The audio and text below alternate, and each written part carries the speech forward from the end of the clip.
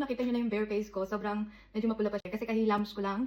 And then today, I'm going to make a first time makeup tutorial. Kasi may mga nakapag-comment na mag-makeup tutorial daw ako, ganyan. Na sige, gawin natin ang makeup tutorial. I will do my best. This is my first time. So I wish you will like it. Please guys, comment. Walang ganun. Ayan, naglalagay na ako ng cleanser. Gusto niyo makita yung aking ginagamit na cleanser. Ito yung ginamit ko. Kita niyo, ayan. Ito yung ginagamit kong cleanser for everyday. Kasi may aloe vera siya. Yung aloe vera cream kasi, hindi ako hiyang sa aloe vera cream. Which is different, ha? Different siya sa cleanser. But what I say is, kasi lagi akong nasa dagat, so kailangan ko ng aloe vera para hindi ako magkaroon ng sunburn sa balat ko. So, ito yung ginagamit ko na cleanser na may aloe vera. Kasi pag nalagay ako ng aloe vera sa mukha ko, nagkakaroon ako ng siringoma. Are you familiar in siringoma? Meron ako isa. Before, sobrang dami ko talagang siringoma na talaga pina-stress ko. Kaya yung parang naging pimple ko, pero hindi siya pimple eh. Kakaiba talaga siya. Yung parang, alam niyo, balang na umusbong. Tapos, sobrang hirap niyang tanggalin. Pakita ko sa inyo ang isa. Ito. Yan. Ayan. Ayan yung isa kong siringoma. Nalagyan ko ng, one day lang talaga. Nilagyan ko lang ng isang beses yung mukha ko ng aloe vera cream kasi sobrang tustang-tusta ako sa araw. Sobrang sunbaking ko, girl. So, yun. Nagkaroon ako. Pero, lumilik na naman siya. Alam niyo pa ang tanggal ko? Gusto niyo malaman kung ano yung ginagawa ko para matanggal yung mga siringoma ko? Comment below. Nakalagay niyo ako ng cream. Pinagay ko cream. Yan. Lahat ng cream ko may SPF kasi kailangan ko talaga siya para sa araw since may akong magpa-araw. Kailangan pumunta sa dagat. Ayan. Spread ko lang guys. Yan. Sobrang kailangan natin ng SPF 20. Ang ganda lang yun. Kasi talagang makokontrol na yung pagka-oily ng ating mukha. Yung mukha ko hindi ko mawalian. Kasi dry na siya talaga. Tapos before, sobrang dry na. Pag ginano mo siya talagang, nakaroon ko, ganyan yung skin ko, sobrang dry. Tapos ngayon, lahat na na-try ko. Pero yung product na yun, na laging ginagamit, ang malakas akong product, talagang bumili pa ako sa Pilipinas at dinadala ko ng maramihan sa Australia. At pag nagustuhan ako, kung sino umuwi na friend ko sa Australia, talaga nakakabili ako. And I was thankful na may isang friend na dinadala ako 10 box. Oh my god, thank you Ate Gigi. Shout out! Ayan, shout out kay Ate Gigi. Nagkaluan ako. 10 box guys, sobrang mahal naman. Like parang nasa 300 something ang isang box. Grabe, sobrang thankful ako doon. 1 year supply. Hindi, totoo, 1 year talaga supply. Kasi hindi lang ako araw-araw gumagamit nun. Like, monthly. Ayun. Kasi 2 minutes, pero minsan talaga madali ako 1 minute lang. Nagkakabili ako ito. No, alam niyo na kung ano yung ginagamit ko. Alam niyo din kung ano yung ginagamit ko sunlock. Sunscreen, not sunlock. So, baka naman, madam. So, yan. Tama na yung kaitikan natin. So, ngayon meron na tayong skincare. Magbigyan muna tayo nito. Lip balm. Aloe vera din siya, guys. For sensitive. May aloe vera din siya, promise. Ayan. And then, after this, maglagay na tayo na, ayan, Pick Me. Mura lang siya, guys. Yung brand ko, mura lang. Kasi, actually, ito talaga ever since nung nagmamodel-model pa ako, ito po yung ginagamit ko. Kasi, sobrang ganda niyan sa face. Dito po ako hiyang. So, yung expansion ginagamit. Basta na siya, guys. Lagyan ko lang ng konting Pick Me. Ang shades ko pala ay, ano shades nito? 28, I think. Ano? Hindi ko alam kung shades. Kasi, alam mo talaga yung shades ko eh. Nakita ko siya for ngayon.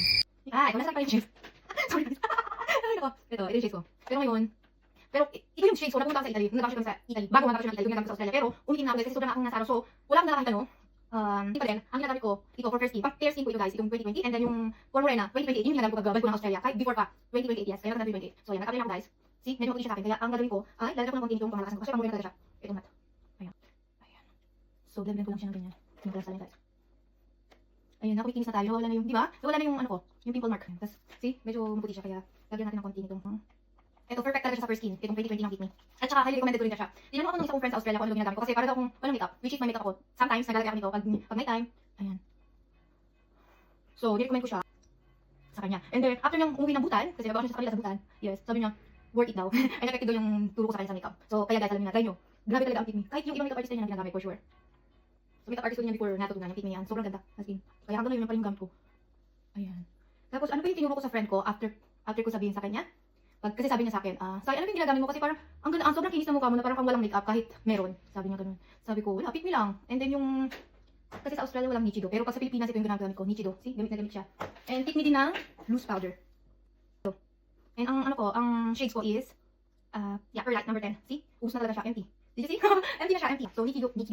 Sorry. So, Nichido yung gagamitin natin ngayon. Wait lang, ibalik ko lang maayos yung aking foundation. Balikan ko kayo guys. I never use concealer.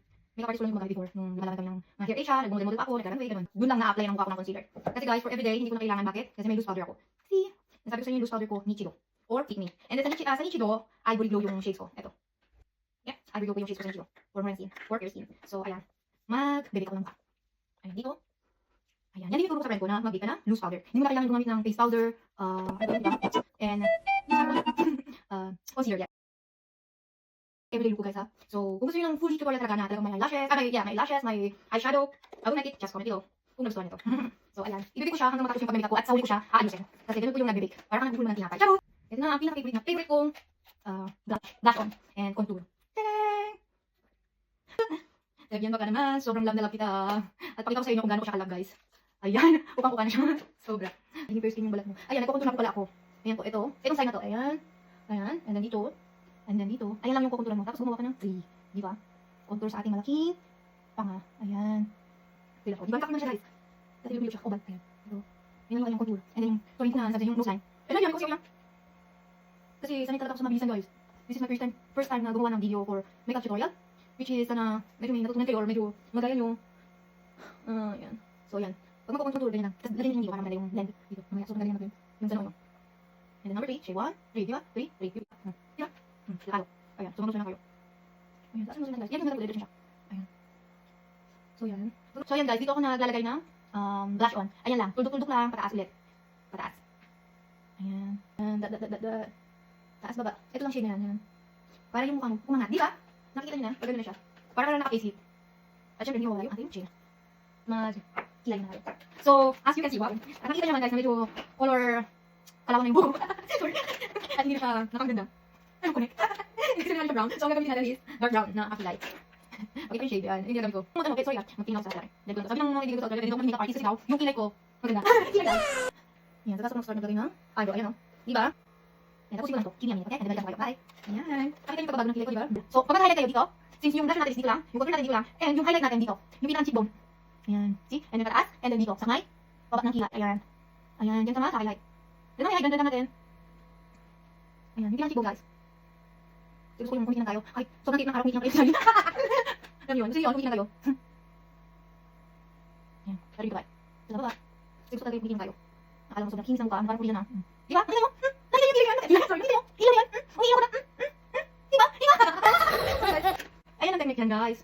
Dito, dito, ulit. Sa cheekbone, pataas, hanggang sa baba ng kilay. Cheekbone, pataas, baba ng kilay. Sisihan, saka sa may ilong nyo. Dito.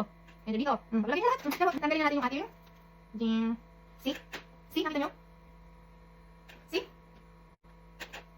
Nakita nyo, diba, guys? Ang kinis, diba? Talaga ba? So, next, gawin natin yung lips natin. Maglagay tayo. Guys, hindi ako masyadong mag-stick.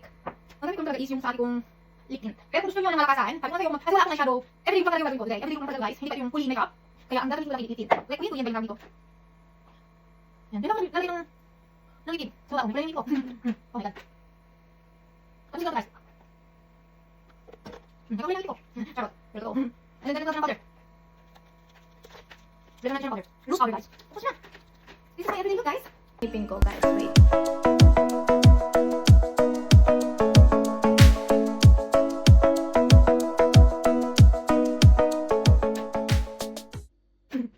So, hi guys! I hope you enjoy my daily makeup routine tutorial. Sana may nakuha kayo kahit papaanong tip sa aking mini vlog, and I hope you enjoy, and comment below if you want more fully makeup. Kasi this is only a daily routine makeup. So, I hope you enjoy!